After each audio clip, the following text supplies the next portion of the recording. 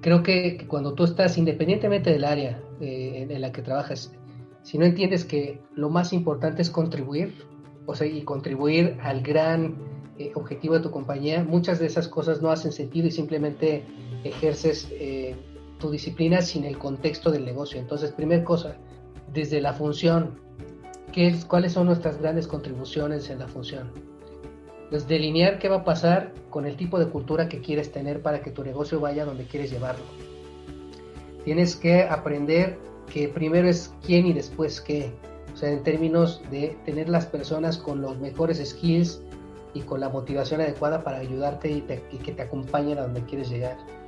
Necesitas también entender qué haces muy bien y qué no haces tan bien en términos de capacidades organizacionales. O sea, cuáles son tus core competencies y qué son esas cosas que tú hoy no sabes hacer y que tendrías que o comprar o tercerizar o hacer algo para que tu negocio vaya más rápido hacia adelante, ¿no? Y por supuesto hay tantas cosas diferentes en cuanto a maneras de organizarnos que también, ¿no? el repasar cuáles son los componentes importantes de tu diseño organizacional para habilitar lo que quieres lograr hoy y en el futuro es fundamental. Mucho se habla de liderazgo y de management en estos días. Dirección y desarrollo de equipos de alto rendimiento es un tema que prácticamente todos los días está en la mesa de discusión de los líderes de toda organización. Y aunque aún hay mucho por aprender al respecto, por fortuna contamos con el talento, conocimiento y experiencia de grandes profesionales como mi invitado el día de hoy, que están ayudando desde su trinchera a desarrollar más y mejores líderes.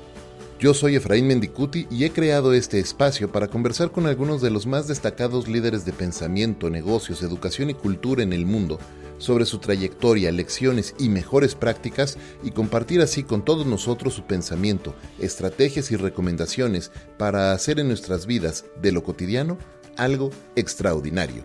Esto es Entre Mentores DLC.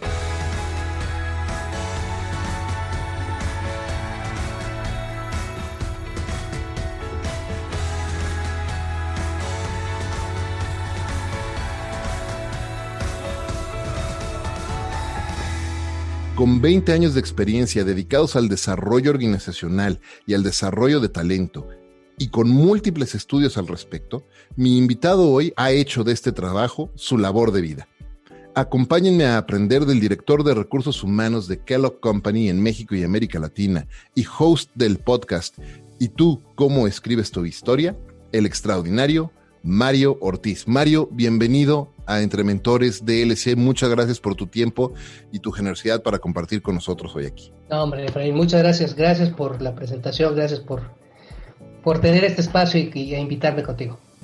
Pues encantado de tenerte aquí para platicar, pues sobre todo de desarrollo de talento, del desarrollo en las organizaciones. Tienes una experiencia amplísima en ese tema, pero antes de entrar ahí en particular, me gustaría empezar por el principio y que para quienes no te conocemos bien, nos puedas contar un poco de la historia de Mario. ¿Quién es Mario?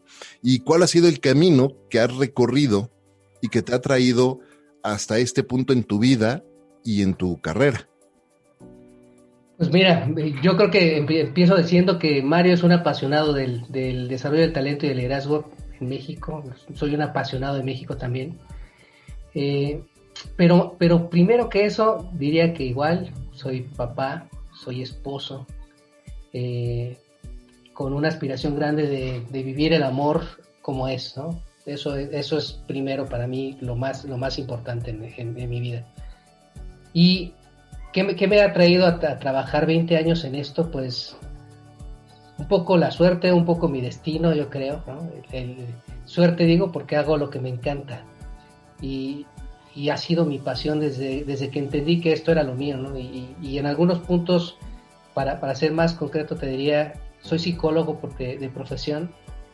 Intenté hacer diferentes cosas en psicología en muy temprana edad, pero me di cuenta que lo mío no es lo clínico ni lo educativo, o así pensando en desarrollo educativo infantil, sino más bien cuando empiezo a hacer prácticas profesionales, cuando tenía 18 años en una empresa como OpenTech, haciendo reclutamiento y selección y entendiendo, por ejemplo, trabajo de consultores que fueron a hacer una intervención ahí a OpenTech, donde hablaban justamente de temas de talento, de liderazgo. Yo decía, eso me gusta. Y el primer libro que llega a mis manos que me fascinó fue Los 7 hábitos no, perdóname, se llama Las 7 claves del éxito de Disney.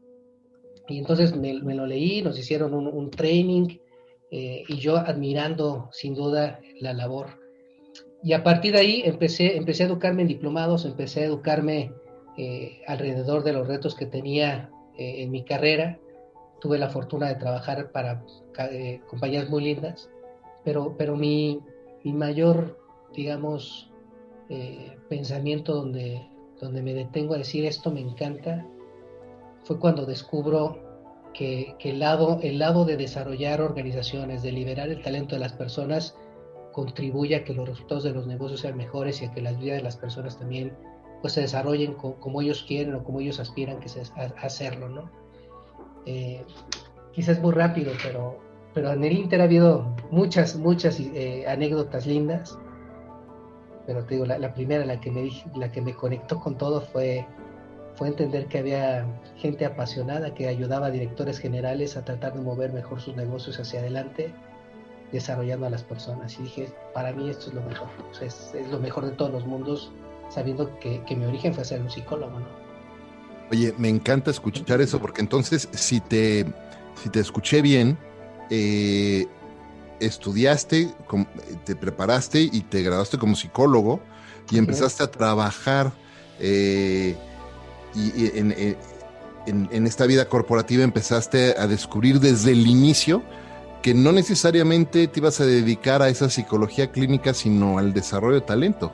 O sea, tuviste la fortuna hace 20 años de descubrir desde hace 20 años y recién graduado lo que era tu vocación o tu llamado.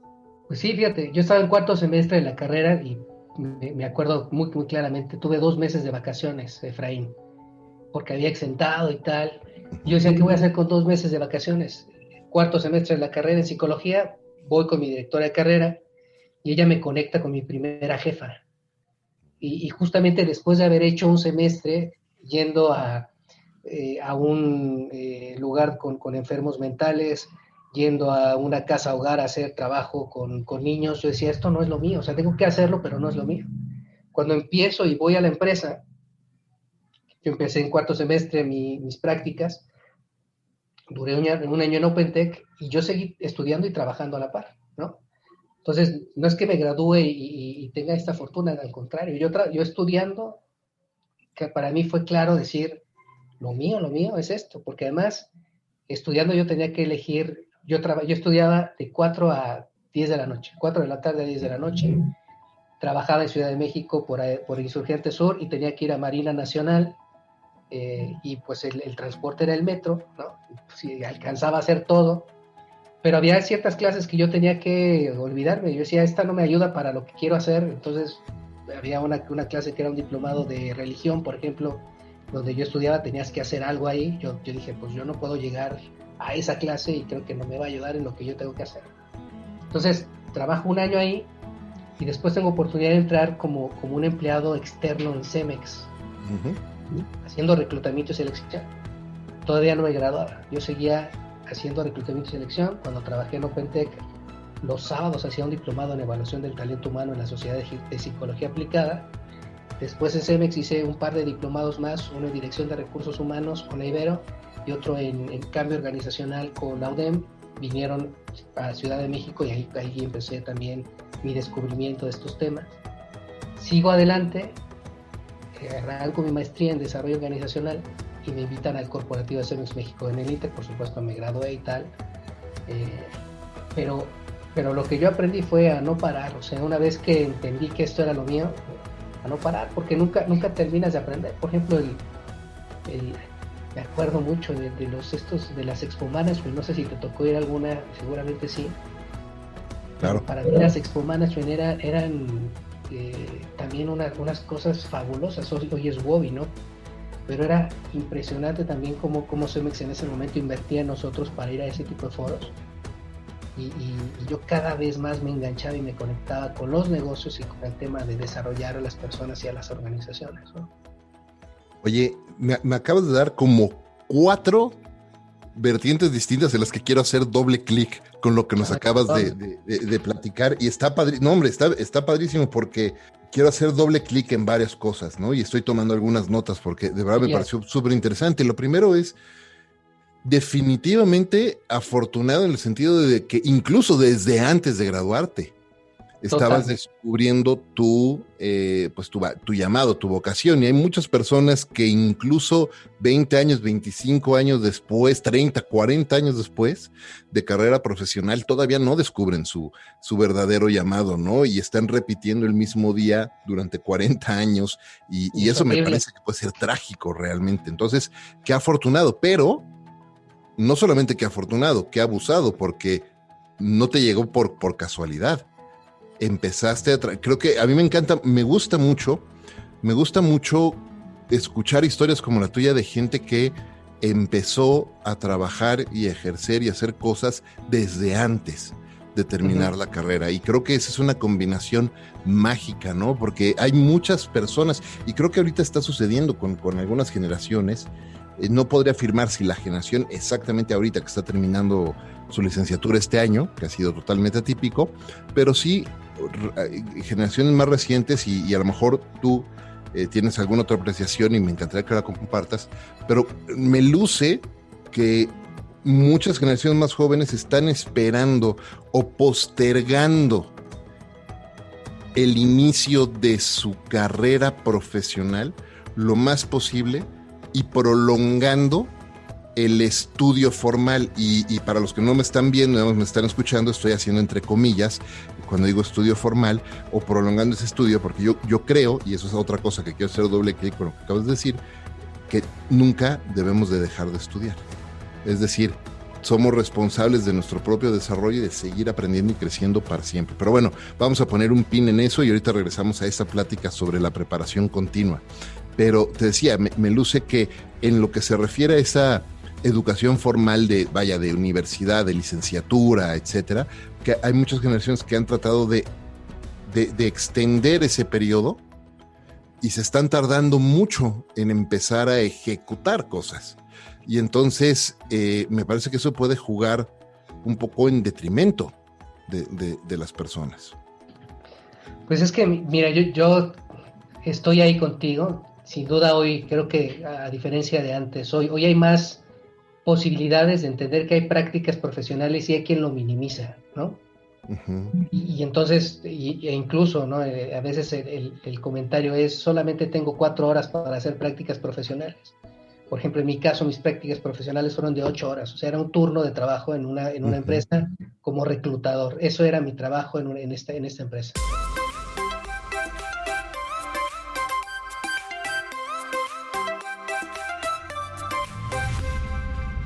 La pregunta es si hoy las personas jóvenes están retrasando la posibilidad de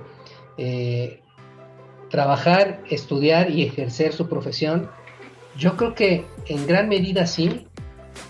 También pienso que hay universidades que están entendiendo que la realidad es otra.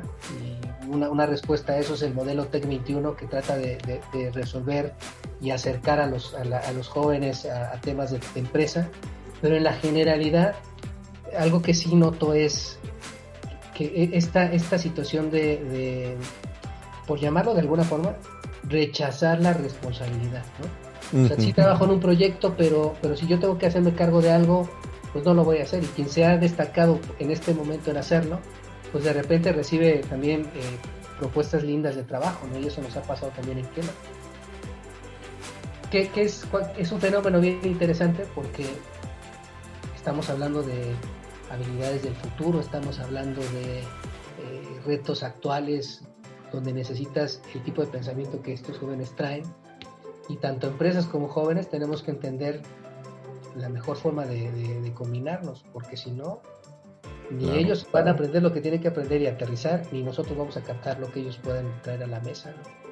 Claro, totalmente. Oye, y en ese sentido, ahorita mencionabas una cosa que te ha gustado mucho, o encontraste una pasión en ese cruce o en esa intersección entre el desarrollo de talento en la organización y el negocio, el desarrollo del negocio. Y me parece que eso es súper interesante porque definitivamente no están peleados, aunque muchas personas se empeñan en pensar que son cosas totalmente separadas. No puede un negocio ser exitoso si no prepara bien a su gente, y no puede haber gente exitosa si no se sigue preparando tal cual. Y sin embargo, tanto el modelo educativo tradicional como algunos paradigmas más tradicionales se han empeñado un poco en mantenerlos como separados, ¿no? Y hablando mucho de, bueno, pues ya estudiaste, desarrollaste tus hard skills, ¿no? Entonces ya te hiciste ingeniero, te hiciste, no sé, economista, actuario, y ya tienes hard skills, y eso es lo que nos importa y se acabó. ¿Cómo ha sido ese proceso para ti de transformación en las empresas con las que has colaborado? Porque claramente además son empresas que pues han marcado el paso de su propia industria, ¿no? Y no se puede hacer eso, y no se puede marcar el paso de una industria si no se está en constante desarrollo, en constante evolución también desde adentro. ¿Cómo ha sido ese trabajo, y cómo lo has trabajado tú desde el punto de vista de desarrollo de talento y de recursos humanos? Creo que cuando tú estás, independientemente del área en la que trabajas, si no entiendes que lo más importante es contribuir, o sea, y contribuir al gran objetivo de tu compañía, muchas de esas cosas no hacen sentido y simplemente ejerces tu disciplina sin el contexto del negocio. Entonces, primera cosa, yo he aprendido en estas empresas la importancia que tiene la contribución. Ahora, desde la función, ¿cuáles son nuestras grandes contribuciones en la función? Pues delinear qué va a pasar con el tipo de cultura que quieres tener para que tu negocio vaya donde quieres llevarlo. Tienes que aprender que primero es quién y después qué. O sea, en términos de tener las personas con los mejores skills y con la motivación adecuada para ayudarte y que te acompañen a donde quieres llegar. Necesitas también entender qué haces muy bien y qué no haces tan bien en términos de capacidades organizacionales. O sea, cuáles son tus core competencies y qué son esas cosas que tú hoy no sabes hacer y que tendrías que o comprar o tercerizar o hacer algo para que tu negocio vaya más rápido hacia adelante, ¿no? Y por supuesto hay tantas cosas diferentes en cuanto a maneras de organizarnos que también, ¿no? el repasar cuáles son los componentes importantes de tu diseño organizacional para habilitar lo que quieres lograr hoy y en el futuro es fundamental. Entonces, yo te diría primero, en Kellogg también es como muy, muy claro que lo hablemos de esta forma. Tienes que entender la estrategia primero, a dónde quiere ir el negocio. Y eso, lo mejor es, si ahora te hablo como gente de RH, si tú estás siendo parte de eso, es fabuloso. En México todavía hay muchas organizaciones donde el de RH no participa en eso, ¿no? Y es como que deja a los gurús de la empresa hablar de estrategia y después les pides que te recluten y despidan a la gente, ¿no? Entonces, primera invitación es, necesitas estar ahí, necesitas entender a quién le sirve tu negocio, o sea, quién es tu consumidor, quién es tu cliente, cómo le sirves, necesitas aprender ese lenguaje. Y después regresar y articular, ¿no? Estrategia, estructura, gente. O sea, ¿cuál es la parte siguiente que vas a hacer?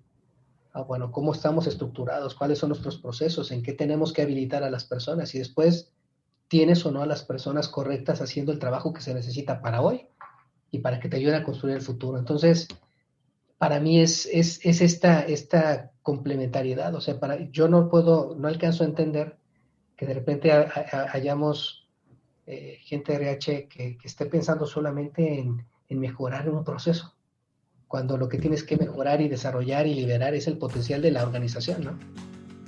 Claro, totalmente. No pueden vivir de manera divorciada, a pesar de que muchas organizaciones así han crecido.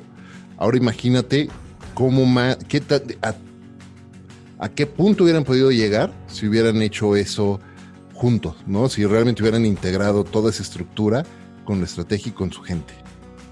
Y te digo, y de ahí se desprenden muchas cosas, pero es justamente cómo liberas el potencial de las organizaciones, ¿no? Y hoy nos están enseñando muchísimo las empresas, los startups, ¿no?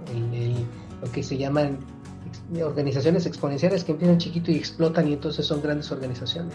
Uh-huh. Y el gran reto para los grandes corporativos es cómo conviertes las cosas lindas que tienes como corporativo, pero aprendes del alma que tienen las startups, de cómo te inspiras de las cosas que hacen para, digamos, retar la burocracia, etcétera.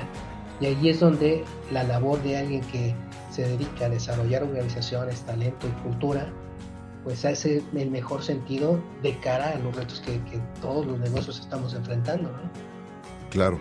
Oye, me gusta mucho lo que estás mencionando y quiero seguir un poco dentro de la vida corporativa por el momento y platicar un poco más de eso y cómo el equipo de desarrollo de talento y de recursos humanos manejan y ven eso dentro de una organización tan importante como en las que tú has colaborado, ¿no? Con las que colaboras y las que has colaborado. Y es una parte que quiero entrar es justo el desarrollo de las competencias de los integrantes de la organización. Te decía hace un momento que durante mucho tiempo el principal foco han sido en esos hard skills, ¿no? Y por suerte, desde mi punto de vista, desde los recientes años, se ha dado un cambio importante para enfocarse también en los soft skills, que por cierto, para mí, más que soft, son como los principales, los más importantes, y creo que muchas organizaciones están entendiendo eso o poniéndolo por delante, ¿no? Y cuando ves algunos de los directores o principales ejecutivos en el mundo, te das cuenta que son personas que sí son buenísimos en el negocio, pero también han desarrollado muy bien esta otra faceta, ¿no? ¿Cómo lo ves tú y cuál es el rol de los soft skills dentro de las organizaciones con las que tú has colaborado y cómo has ayudado o empujado ese tema? Mira, como lo veo yo, y coincido, hoy los soft skills tienen mucha relevancia, aunque no dejaría de decir que hay competencias hard que todavía están muy en ciernes en muchas organizaciones. Por mencionar algunas, entender data and analytics es un hard skill que necesitamos impulsar mucho en muchas funciones, en muchas organizaciones, porque ese es un juego que nos va a posicionar mejor. Digamos que no hay ciertas industrias que lo tienen mejor posicionado, por supuesto, lo utilizan, lo explotan y les ayuda a tomar muy buenas decisiones. Yo no dejaría esa como una fundamental, ¿no? Otra que también, digo, y hay gente que lo expresa así, el aprender a programar, si bien es un hard skill, también te construye para tener otro tipo de estructuras mentales y que puedas tú hacer conexiones diferentes para resolver otro tipo de problemas, ¿no? Entonces, diría, hay hard skills que son fundamentales que deberíamos desarrollar muchísimo más. Ahora, desde el punto de vista de soft skills y cómo es que también yo observo que hay líderes que lo hacen muy bien y son como ambidiestros, ¿no? Tú te sientas con ellos y tienen la pregunta clara para establecer un problema en su P&L o en su estrategia y pum, tienen como una mente muy enfocada y con 2 o 3 preguntas resuelven una situación compleja. Pero por otro lado, los que lo hacen todavía mejor son aquellos que escuchan mejor, que se encargan de modular su ego distinto, ¿no? Que se encargan además de ampliar su perspectiva siendo voceros y amplificadores de temas de diversidad e inclusión. Y no es porque esté de moda, simplemente es porque así pasa, ¿no? Ahora, ¿cómo los desarrollamos o cómo hemos aprendido esto?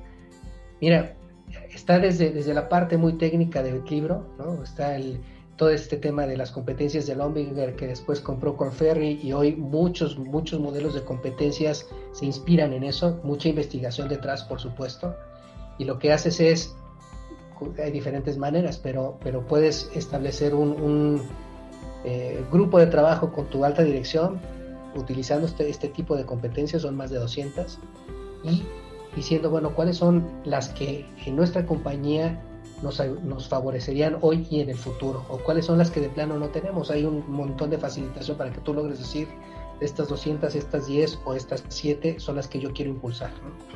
Ese ejercicio lo vivió Kellogg también, y a partir de ahí se inspiraron ciertas competencias para nosotros, ¿no? Y te hablaré de algunas que creo que para muchas también son fundamentales. La primera es tu derecho a jugar.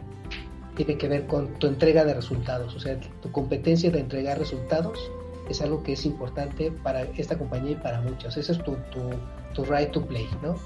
Después, ¿cómo juegas? Oye, ¿construyes equipos efectivos o no? Esa es otra de las competencias que viene en el modelo de Korn Ferry que te platico. Esa la tenemos nosotros también. Oye, ¿cómo está tu orientación hacia el cliente, tu customer focus? Eso es otra, es un soft skills, pero que también requiere mucha conciencia de cómo vas a entender el mundo de los negocios.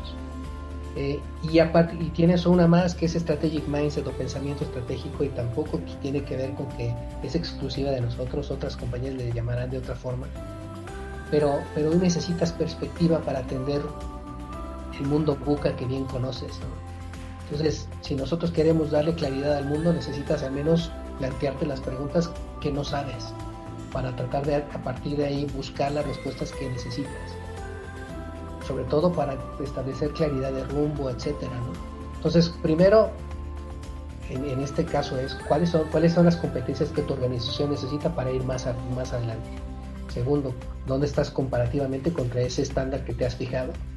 Tercero, ¿cuáles son los programas, cuáles son los comportamientos que esperas ver y cómo los retroalimentas?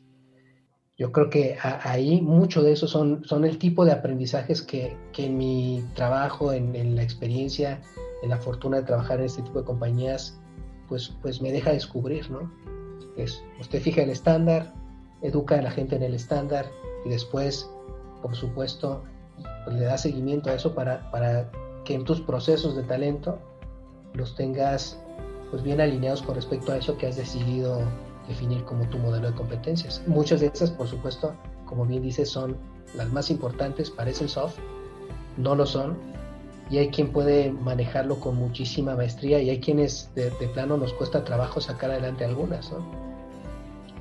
Oye, y dentro de este modelo de competencias que nos estás compartiendo, y ahorita platicabas de algunas que son importantes para tu organización en particular, pero creo o noto dentro de esas competencias, dentro de ese modelo, coincidencias o algunas que deben de coincidir con otras organizaciones, no solamente en la misma categoría, en cualquier otra. Por ejemplo, el pensamiento estratégico, o me encantó como lo mencionaste, el right to play, o el derecho a, pues, básicamente el costo de entrada, ¿no? Es tu boleto de entrada, es que quieres trabajar, que tienes que dar resultados, está buenísimo. Y eso me parece que puede ser consistente a través de distintas organizaciones. ¿Cuál ha sido, desde tu punto de vista, cuáles, no una, sino varias, cuáles han sido las competencias que hoy por hoy, como a través en tu industria o en general, has visto que son más necesitadas o más buscadas por las organizaciones hoy día?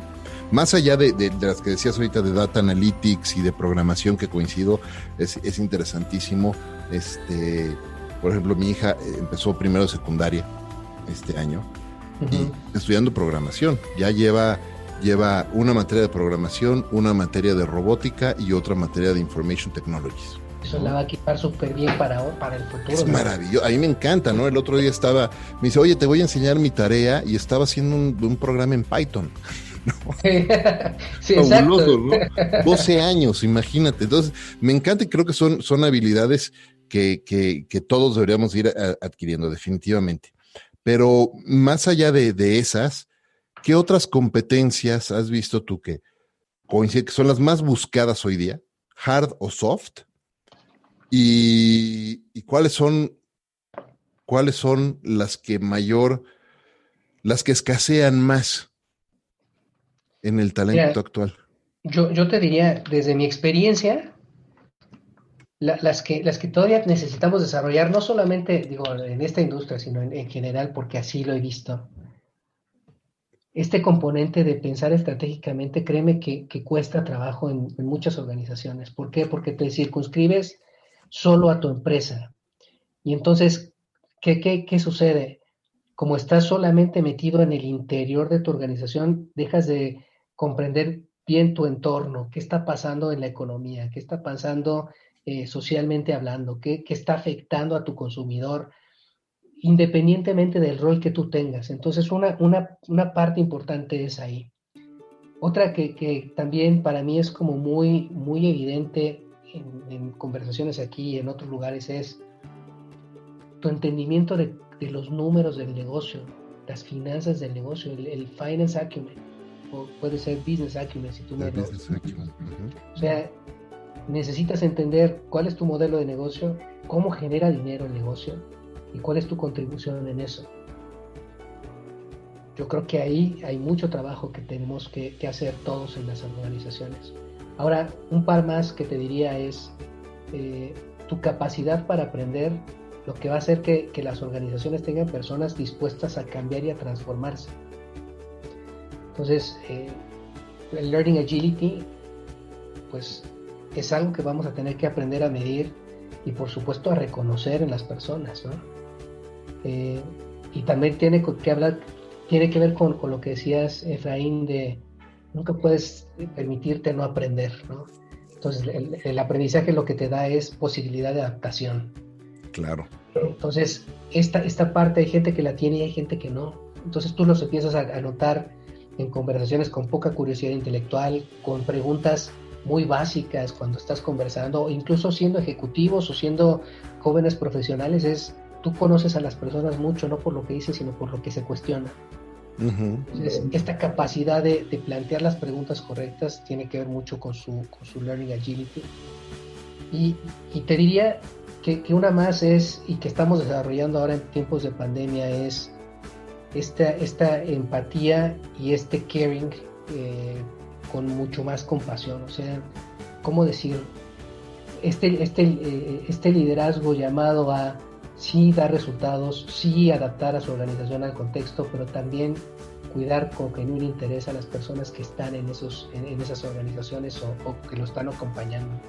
Entonces hay un gran llamado para desarrollar un mejor estilo de liderazgo y puedes decir, oye, hay quien lo titula liderazgo incluyente, liderazgo consciente o liderazgo o servant leadership, ¿no?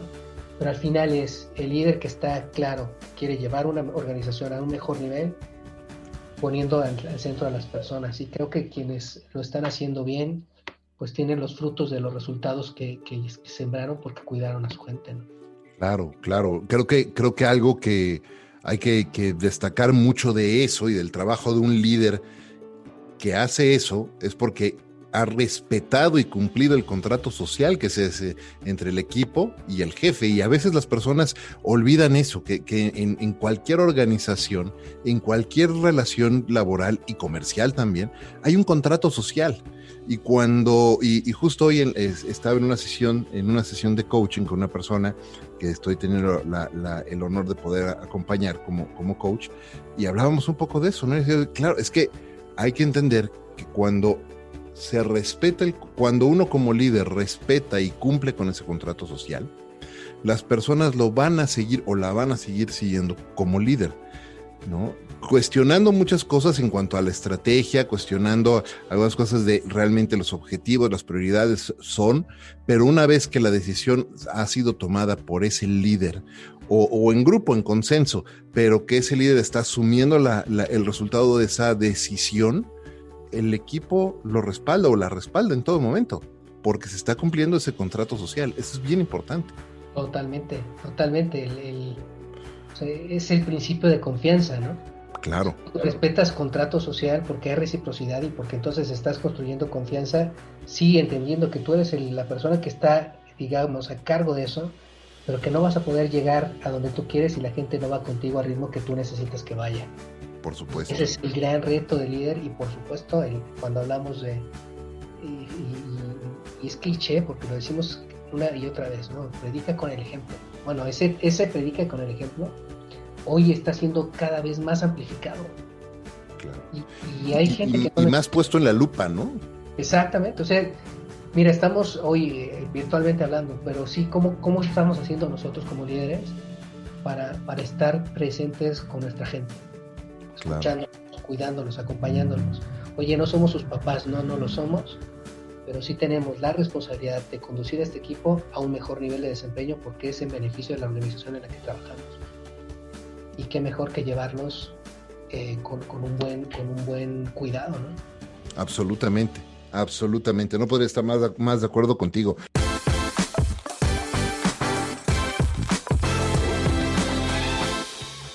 Antes de continuar con este episodio, déjame platicarte que Entre Mentores DLC es presentado por Ricolto Café, una empresa 100% mexicana que desde hace 20 años ha llevado la experiencia del mejor café gourmet de México a miles de oficinas en este país. Hoy, Ricolto Café llega también hasta nuestros hogares a través de su nueva tienda en línea. Puedes conocerlo mejor y hacer tu pedido de cosecha especial de Veracruz, mi favorito, o de Chiapas en grano o molido en ricoltocafé.com.mx. Eso es Ricolto con K de kilo. Visita ya ricoltocafé.com.mx y lleva el mejor café de México hasta tu hogar con Ricolto Café.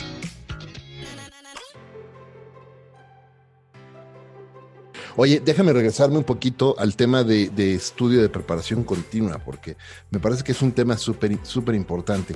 Es un poco hasta paradójico, ¿no? Porque hablamos hace rato de, bueno, hay generaciones, podría uno pensar o asumir que la generación más joven está tratando de extender su tiempo de estudio y atrasar un poco el momento en el que tiene que entrar, digamos, a la vida real o empezar a ejecutar sobre la carrera que haya elegido o el oficio que haya elegido. Pero también está la otra cara de la moneda de personas que terminan o incluso hasta hacen el famoso dropout y siguen en su carrera profesional y dejan de estudiar y dejan de aprender. Y esa fórmula tiene caducidad. Para algunos la caducidad son 10 años, 20 años, 30 incluso, pero tiene caducidad. Y una cosa que yo digo mucho es que cuando uno deja de aprender, uno deja de crecer. Y cuando uno deja de crecer, comienza a morir. No hay otra. Es ley de vida. Sí, yo añadiendo a eso que dices es, cuando tú dejas de aprender, dejas de vivir en plenitud. Porque los días te pasan como cualquier día más, ¿no? Y lo ves mucho. Fíjate, yo me doy cuenta de eso con la gente que está próxima a jubilarse, ¿no? Uh-huh. Que van y van y van, ya no aprenden más, pero les da un pánico jubilarse porque no saben qué va a pasar después de la jubilación. Eso es como una de los primeros fenómenos que yo digo, ¿cómo esto es un problema y va a ser un problema en el futuro para México? Así, tal cual. Ahora, también es cierto que hoy puedes aprender de diferentes formas y hay muchísimo contenido afuera, y la capacidad que tienes para curar lo que quieres aprender va a ser importante, porque si no, lo único que vas a tener es distracción, no aprendizaje. A mí de repente me choca, diría, el término hackear, ¿sabes? Entiendo que es bueno tener shortcuts y querer llegar más rápido a ciertas conclusiones, pero también aprender es un proceso y hay que saberlo bailar y hay que pues tener el gusto por llegar y no simplemente porque te digan la fórmula de alguien más, ¿no? Entonces yo creo que si de hackear se trata, el reto es que tú sepas cuáles son tus hacks, los tuyos, no los de los demás, tus propias fórmulas de aprendizaje. Entonces yo creo que el reto está en plantearse muy bien dónde estás ahora, dónde quieres estar y qué te hace falta para llegar, qué tienes muy bien para llegar y qué puedes aprender para llegar más rápido a donde quieres llegar. Pero con esta intención no de acumular conocimiento, porque también eso genera como una pesadez, ¿sabes? Y te voy a platicar rápido por qué lo digo así. Pues sí, estudié diplomados, una carrera, 2 maestrías, lo que quieras. Pero ¿en qué momento ese conocimiento que tienes puede ser como una limitante para aprender más o para decir no sé? Porque a veces llegar a la cumbre de lo que aprendes es como, no, pues ahora qué más, ¿no? Es que es cuando tú te das cuenta que todavía hay mucha cancha, hay muchas cosas que uno no sabe, ¿no? Y te digo, hoy también hay como cierta actitud hacia todo, te lo va a decir Google, ¿no? Y eso tampoco es aprender, o sea, eso claro, tampoco es aprender, o sea, aprender es lo que vas a hacer o lo que va a llegar a ti para resolver los retos que tienes frente a ti y para vivir en plenitud. Google no te dice cómo, o sea, no lo va a hacer por ti. Google no va a vivir por ti. Exacto. Oye, Me gusta, me encanta lo que estás diciendo y creo que es súper importante entender esto. Y ahorita lo decíamos, ¿no? Pues Google no va a vivir por ti y no te va a dar la solución de cómo vivir. Y ahorita decías, hay personas que pues, están aproximándose y que están llegando a su momento de retiro. En el sentido tradicional del retiro, ¿no? Porque además, y déjame saber tú, desde tu punto de vista profesional, como profesional de recursos humanos, yo sostengo que ya nuestra generación y las que siguen no nos vamos a poder retirar porque no va a haber forma de que un programa de seguro social sostenga con pensiones, no va a haber, no hay dinero que lo sostenga, ¿no? Y entonces se acercan estos momentos, o incluso los que estamos en nuestros 40, ¿no? 40 medios en mi caso. Sí, sí, sí. Pues te estás acercando y pues tienes que seguir aprendiendo, pero te tienes que reinventar, porque además, y esto está comprobado, esto no es un choro que dice Efraín, hay ciencia atrás, hay estudios atrás que así lo comprueban, la expectativa de vida se está extendiendo muchísimo, de vida sana, y entonces una persona que esté en sus 40 medios, pues espera que viva por lo menos sano hasta los 93, por lo menos 93, 95 años de edad. ¿Qué vas a hacer si te retiras a los 65, 30 años? ¿Qué vas a hacer? No. Tienes que inventar tu forma de vida, porque no va a haber pensión, uno, que te aguante y que aguanta a los demás. Y dos, al día 2 vas a estar sacándote los ojos de aburrimiento. Te mueres, o sea, cuando dejas de aprender, te mueres. Claro, totalmente. Y también no es que lo diga yo, así pasa, o sea, y hay estudios donde, oye, ¿qué empieza a pasarte cuando eres 80 o un poquito antes? Demencia senil, Alzheimer, ¿te gustan esas palabras para tu futuro? A mí no. Por ejemplo, a mí, alguien que me genera completa admiración, ya no está vivo, nunca lo conocí, solo leí en los libros, Peter Drucker, ¿no? Yo leía que o sea, el señor empezó siendo periodista, o sea, piedad, y a partir de ahí se desenvolvió como un hombre, pero grande de negocios, que además nos instruyó a muchísimas personas en el mundo acerca de los temas de management, pero que a sus 82 años se murió escribiendo su último libro, ¿no? Y dices, ¿sabes qué? Para mí ese es el tipo de cosas que me conectan. Ahora otro señor, si tú eres coach, Marshall Goldsmith, ¿no? Uh-huh. Marshall Goldsmith, hoy toda su tecnología de coaching la puso al servicio de todas las personas sin costo. Si tú quieres seguir el modelo de coaching de Marshall Goldsmith, que debe tener ya cercano a los 80, él fue coach de CEOs de 500 companies, ¿no? Y ha estado nombrado como los 100 pensadores más importantes del mundo, etcétera. Pero hoy se ha dedicado a ser generoso en su aprendizaje y a seguir generando conversaciones alrededor de eso. Entonces yo digo, ese es el tipo de vida que yo espero tener cuando esté viejito. Claro.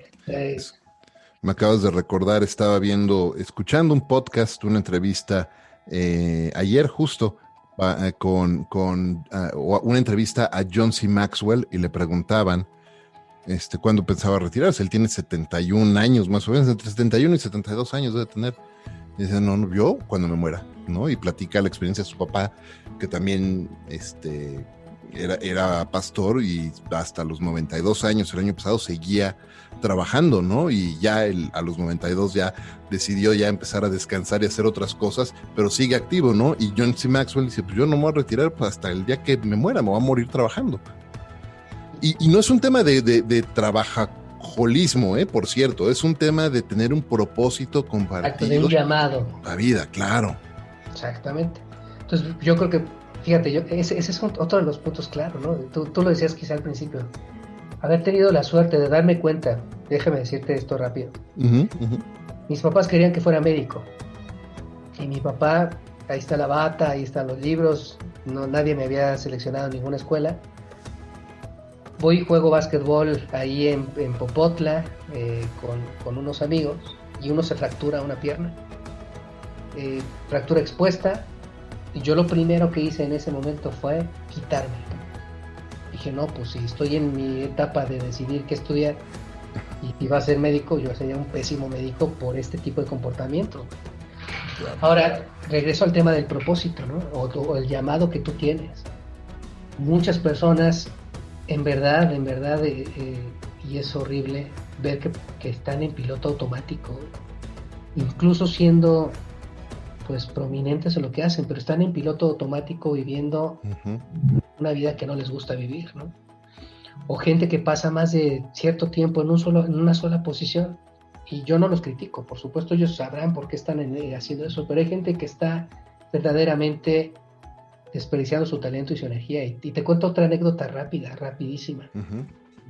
Yo conocí a mi esposa en Ciudad de México cuando tenía 16 años, desde esa época somos novios.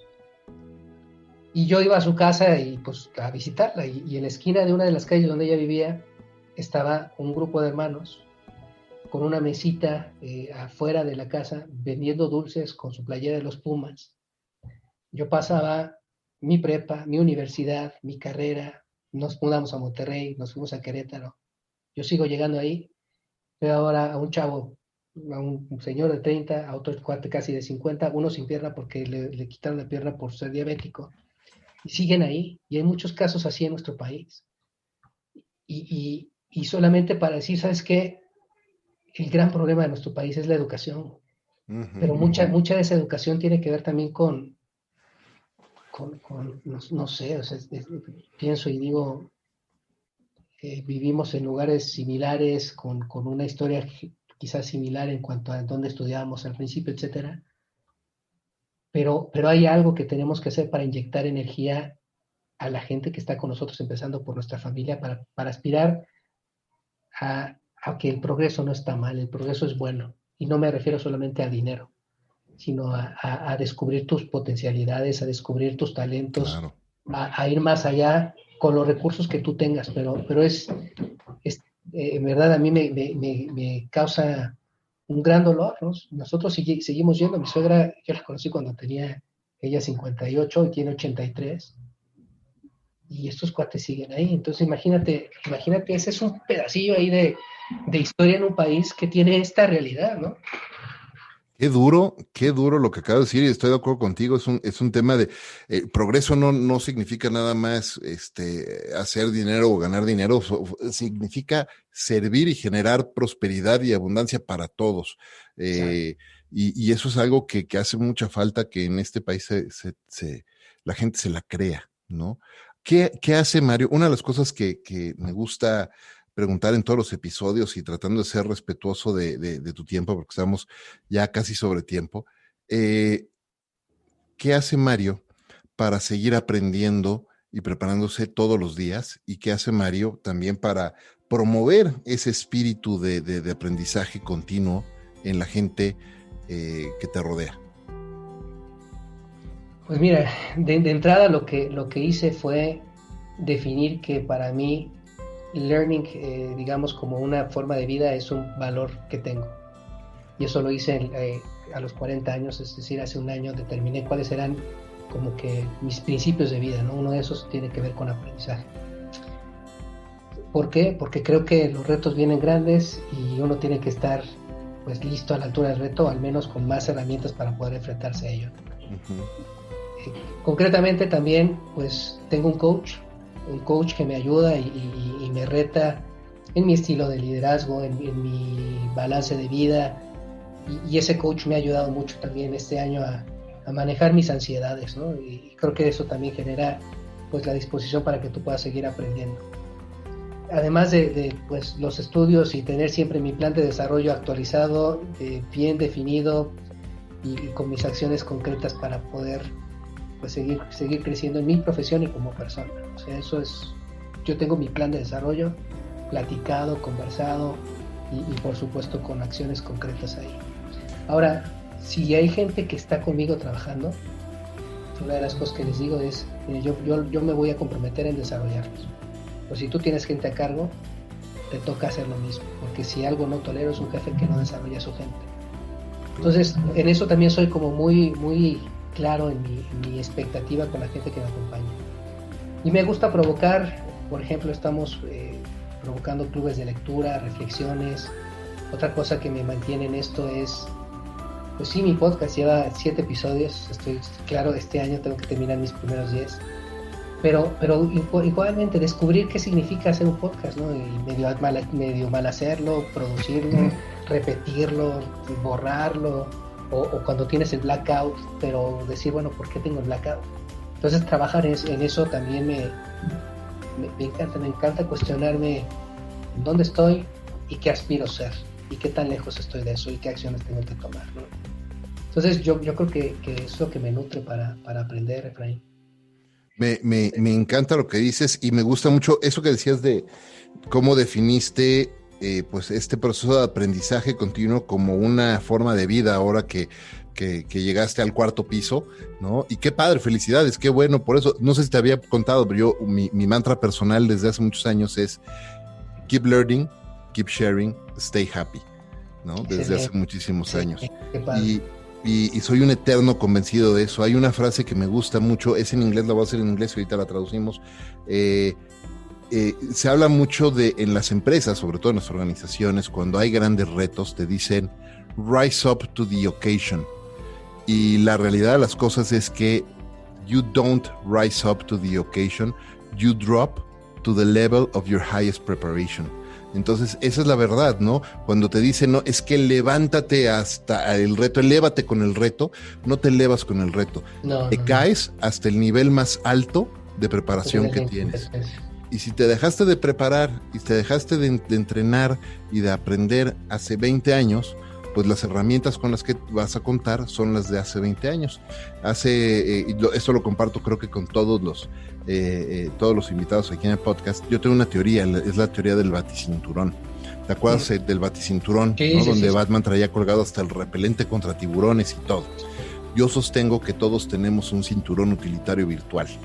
Y es un cinturón utilitario virtual que vamos equipando a lo largo de nuestra vida con las experiencias que vivimos, con las lecciones que aprendemos y con todas esas nuevas competencias que vamos adquiriendo. Y lo más importante, que vamos integrando. Y aquí la palabra integrar es importantísima porque la integración se da cuando pones ese conocimiento nuevo o esa nueva habilidad en acción. Por supuesto. Y no se queda nada más en la teoría. Y en ese momento ya lo integraste ahora sí a tu cinturón utilitario virtual. Y no podemos dejar de construir y de equipar nuestro cinturón utilitario virtual todos los días. Y eso me lleva a una pregunta más. Y prometo que ya me voy a quedar con tres preguntas más para respetar tu tiempo. A lo mejor nos extendemos unos minutitos, pero... Lo mismo, te decía, equipar el cinturón utilitario virtual todos los días.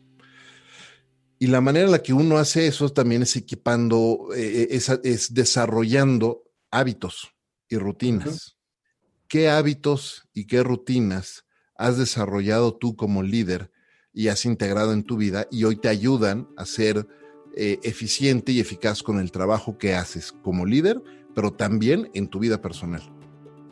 Qué padre, primero te felicito por tu teoría, me encantó escucharla, me encantó. Ahora, pues mira, diariamente me despierto a las 6 de la mañana, de entrada tengo la disciplina de despertarme temprano, pero un día antes revisar muy bien cuál es la agenda de trabajo y para ser bien clarito, primer día del mes, yo tengo claridad de lo que va a pasar en mi mes. Y a eso le llamo mi agenda de trabajo y lo comparto con mi equipo y mi equipo hace el mismo ejercicio. Y no es por ser micromanager, simplemente es encuadra tu mes sobre aquellas cosas que quieres lograr. Entonces en eso soy muy, muy disciplinado, muy disciplinado. Ahora, ¿en qué más soy disciplinado? En el manejo de mi agenda, sí soy muy disciplinado. Si mis reuniones van a ser de 2 horas, hay una agenda, hay diferentes tópicos y trato de ser pues muy claro en el entregable. Otra cosa que también como hábito, siempre que hay un reto, me planteo cuál es el destino final de ese reto y a partir de ahí empiezo a construir pues el plan de trabajo que tengo que sacar adelante, ¿no? Soy tempranero y trato de que mi familia sea tempranera también. Entonces tengo 2 hijas de 7 años y mira que también han aprendido que eso es importante, al menos para encuadrarse en una vida de estudio, tener su cama tendida, o sea, esas cosas que te dan ese orden para que tú puedas disfrutar lo que estás haciendo, para mí es fundamental. Otra cosa, pues, sí, siempre me he dedicado a leer, o sea, me gusta leer. Entonces un hábito para eso es leer y reflexionar, ¿sabes? Uh-huh. También hago como mis actos de contrición, ¿no? De la semana, qué fue lo que pasó, qué estuvo bien y qué no estuvo bien, y sobre eso construir una reflexión, ¿no? ¿Y manejas un diario, una especie de diario o journal para esas reflexiones, o es algo que haces? No, mira, aquí los tengo cerca. Para no mentir. Mira, el coach que tengo es un coach de alto desempeño. Uh-huh. Y se llama, es este. Ah, Este es el Daily Journey. maravilloso. Es decir, a ver, ¿qué intención le vas a poner a tu día? Que es importante, porque hay que enfrentar esto con mucha valentía. Bueno, este journey, que es el Daily Stock Journey, Journal, es muy importante. Y la otra es mi agenda de alto desempeño también. Y fíjate, yo creo que a veces lo difícil es tener tu agenda en el Outlook y tener tu agenda en papelito, ¿no? Pero otro hábito que sí tengo es que tengo mis Uh-huh. libros, o sea, mis carpetas, y te puedo decir, esta es de mi trabajo, aquí es como trabajo. Esta es de mi certificación de Conscious Business Coach. Y tengo una más de mi journal de mi proceso de coaching. Y trato de ser así, o sea,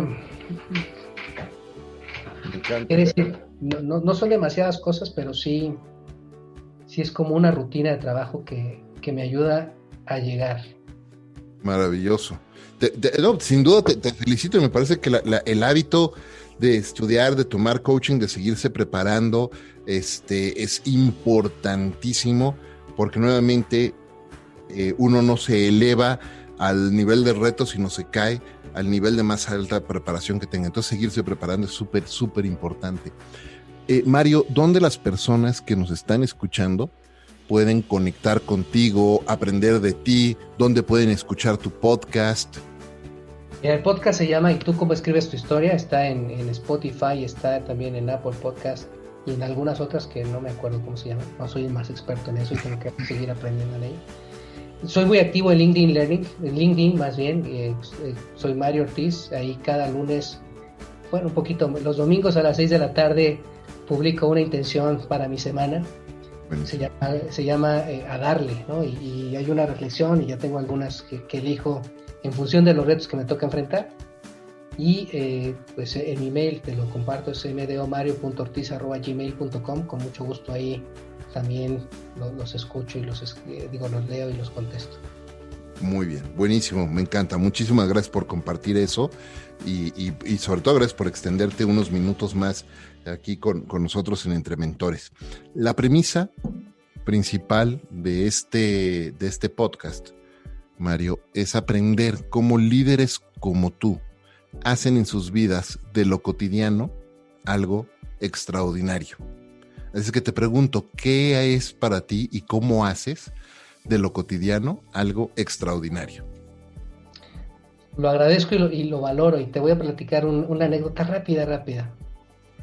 Cuando empezamos con esto de la pandemia, yo valoré mucho poder estar abrazando a mi familia y a mi esposa.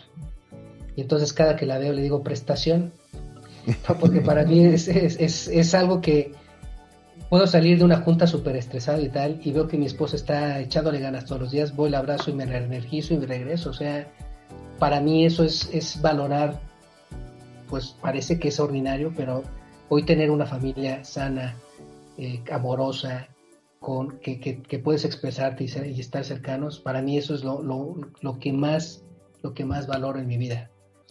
Poder pasar este tiempo con la mujer que amo en una situación de alto reto, me lo ha hecho muy fácil, la verdad. Y diría que ojalá, si tú estás en la vida corporativa, no descuides a tu familia, porque nada lo va a construir. Por supuesto. Muy bien, totalmente de acuerdo contigo. Los que tenemos la fortuna de estar en compañía de nuestra familia, hay que aprovecharlo, es lo más importante, punto, ¿no? La salud y nuestra familia siempre van a ir por delante en todo momento. Mario, te quiero agradecer muchísimo por tu tiempo, por acompañarnos en este episodio. Nos quedamos con por lo menos me quedan como 20 preguntas ahí disponibles, es que queda la invitación abierta para grabar otro episodio más adelante y seguir platicando de todo lo que estás haciendo. Te agradezco muchísimo tu tiempo. Antes de despedirnos, quiero hacerte un breve pero importante reconocimiento por esa visión tan clara que tienes de seguir aprendiendo, de seguir formándote y formando o contagiando este espíritu de formación y desarrollo continuo con la gente que está a tu alrededor. Gracias por eso, hace mucha falta en este país y en el mundo también en general, así es que muchas gracias por hacer eso. Gracias de nuevo por acompañarme aquí en Entre Mentores DLC. Un abrazo, Efraín, y muchas gracias. Muchísimas gracias a ti y muchas gracias a todos ustedes por escucharnos en este episodio de Entre Mentores DLC. Recuerden, este es un programa semanal, así es que si no lo han hecho ya, regístrense, suscríbanse al mismo y compartan este y todos los episodios de Entre Mentores DLC, porque estoy seguro de que entre sus amigos, familiares y colegas hay por lo menos una persona que se puede beneficiar muchísimo de los consejos y lecciones que grandes líderes como Mario hoy nos están compartiendo. Muchísimas gracias como siempre al mejor café de México, Ricolto Café, por acompañarme en esta aventura de vida todos los días. Yo soy Efraín Mendicuti y esto es Entre Mentores DLC. Hasta la próxima.